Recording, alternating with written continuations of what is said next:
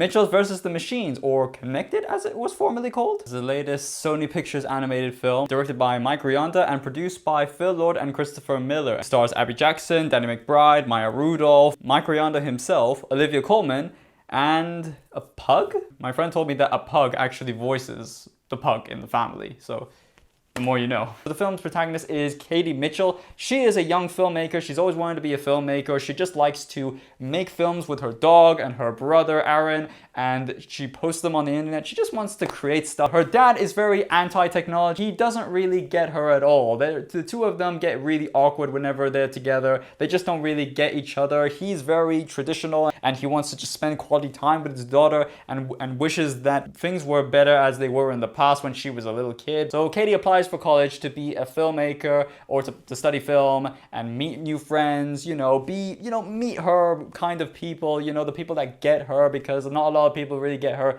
in her family. I mean, like, her brother's fine, but her dad cancels her flight and decides that the whole family go on a road trip together, much to Katie's dismay. But then all of a sudden, a robot apocalypse happens where a phone takes over. She's the main villain who is controlling these robots, taking over the world. She has this sort of motive where technology grows obsolete and the way humans treat technology is horrendous. So the technology fights back. And our only hope is this family who they've managed to not catch yet. This film is basically the family trying to find a way to save the world so Katie can go to her college and just leave and go back to her own life. And the film is basically this Katie and her father rekindling. So the plot sounds very average, run-of-the-mill, robots turning evil, pretty much what you know what's gonna happen, right? But after seeing this film, I have to say that there are so many things in this movie that might probably make it probably the best animated film of 2021 so far. Yes, it is a really enjoyable film. I went into this film expecting a fun time, nothing more, nothing less, and I came back with a lot more. This film is heartwarming, it is hilarious, the characters are absolutely hilarious.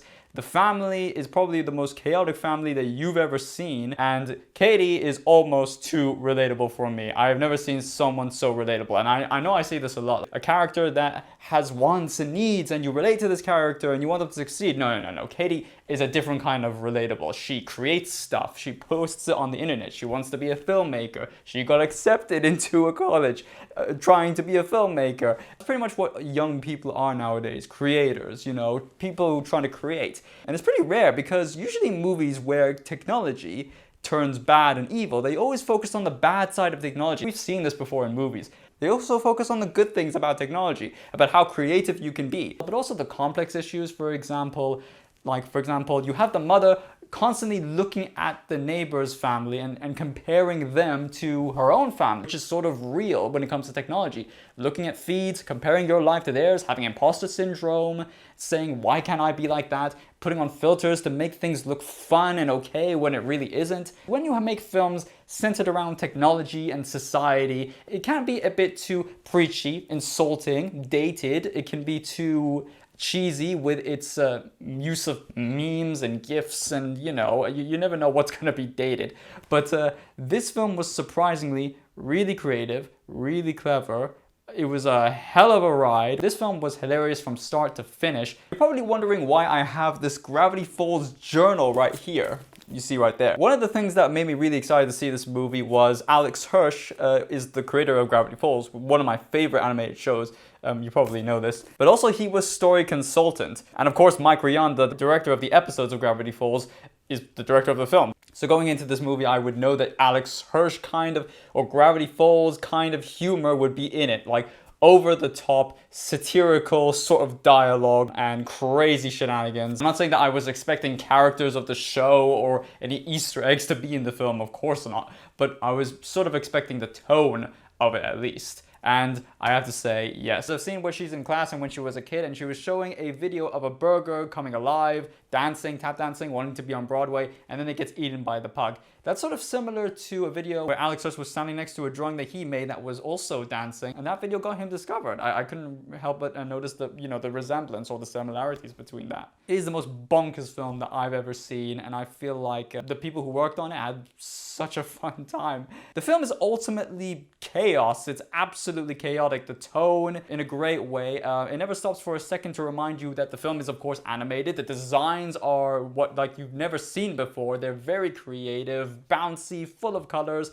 It's very swift. It's basically like Into the Spider-Verse, which is also a Sony Pictures animation film, where they had like comic book visuals, and they played with the frames per second in the beginning, and then they made it smoother in the end. That's not something that you can do in any other medium other than animation, and this film does pretty much the same. Abby's drawings that she draws on her notepad, also in the film, probably one of the most creative films that you could ever see, and that is one of the reasons why I really enjoyed this movie. Despite me liking all the characters, it can be debatable of whether which side is right and which side is wrong, and what I'm talking about is Katie Mitchell and Rick Mitchell, aka the father and daughter. But the reason why these two are awkward is because Rick doesn't even give it a try. He doesn't try to understand. But this film offers two different points of view, not just from a technology perspective, but also from a family perspective. For example, you could say that Katie is being petty. Like, it's okay for parents to not be into everything that you do, or you could be against Rick because he didn't give it a chance. Rick is trying as well. People may argue that Katie is being petty and that he's not doing anything wrong. He's trying his best to be a father, the sacrifices that he made. And I'm pretty sure people do when they watch this film, but I was also siding a little more to Katie because of her creativeness, and I related a lot to her. And I get a feeling that young people will relate to Katie a lot more than Rick, of course. That's what this film does. It offers two different perspectives. It makes it more complex and interesting.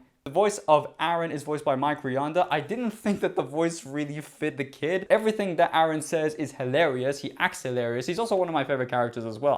Like I said, I love all the family, but I just didn't feel like the voice really fitted the character. But it's just not any other celebrity. That was Mike Rianda, the director of the film. So I think it was him trying to come back to his childhood, because I think I heard that he also went on a road trip and that's how he got the idea, and he was trying to be that kid as well. He was trying to see himself as a kid or reimagine himself in his childhood, and I get that, I really do. Every single line that Aaron said, I would just imagine it would be much better and more hilarious if an actual child actor said it. And yeah, the humor can be over the top and very satirical to the point where it just makes fun of people with the way they use technology, and that without it, without computers, without Wi-Fi, without technology in general, you just become a zombie, or you just become you become paranoid, you don't know what to do with yourself, you become crazy. Like literally, there's a scene where the Wi-Fi gets turned off and everyone just goes completely nuts. There's actually a scene where one person says, "Will you watch me unbox this?" And I'm thinking, that does not sound similar at all. But yeah, it's always fun to laugh at yourself. I mean, it depends on what sort of humor that you're into. This is another film about a family, a crazy, wacky family that's not your ordinary family, the suburban family that is completely out of the ordinary. This film has very unique characters with unique dynamics, and that's what makes this family really interesting. You enjoy seeing them on screen because, like I said, they are the most chaotic family that you've ever seen and the most memorable. This is a very quirky family, and each family member has their own unique quirks. For example, Katie, being creative, she has the ability to come up with ideas right on the spot, no matter how ridiculous they are. Rick's excessive knowledge on power tools, screwdrivers, and basically anything practical or manual. Linda Mitchell being the voice of reason and is essentially the heart of the family. And Aaron's obsession with dinosaurs. So they have to use their smarts, quirks, and everything that they have and work together as a team. You enjoy seeing them fight through the journey and working together as a team. The tone of the film is fast-paced and the action is really insane, and I really love the action. It's full of explosions, car chases, fighting robots. So overall, Mitchell vs. the Machines is a great fun time. It was heartwarming, it was absolutely hilarious. And I get a feeling that a lot of people are going to be remembering this film for years. They're going to be talking about it, quoting about it. You're definitely going to enjoy this movie with its over-the-top, wacky style sort of humor. And also Olivia Colman, she was hilarious as well. Eric Andre. All of these people, you know, it's a big cast. I really enjoyed this movie. I'm going to give The Mitchells vs. the Machines an 8.5 out of 10. So guys, Mitchells vs. the Machines, have you seen it? What did you think of it? Let me know in the comment section below. Share with me your thoughts.